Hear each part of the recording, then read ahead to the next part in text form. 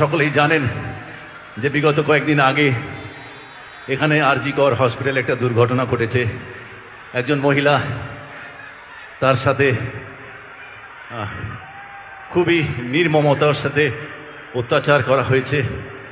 এবং আমি সকালে আজকে সোশ্যালেও পোস্ট করেছিলাম, আবারও বলছি যে আগামী আর কিছুক্ষণ পরে স্বাধীনতা দিবসে আমরা পা দেব, কিন্তু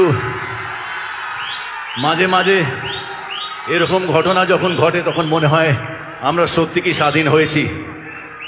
তো তাই আমাদের হাতে যতটুকু আছে, আমরা এখানে উপস্থিত যারা আছি তারা সকলেই সেই মহিলা, তার পরিবারের প্রতি, তার আত্মীয় পরিজনের প্রতি আমরা যদি তার পরিবারের শান্তি কামনার জন্য, আমাদের রাজ্যের শান্তির কামনার জন্য 1 মিনিটের জন্য যদি নীরবতা পালন করি, আমার খুব ভালো লাগবে। সবাই আমরা 1 মিনিটের জন্য,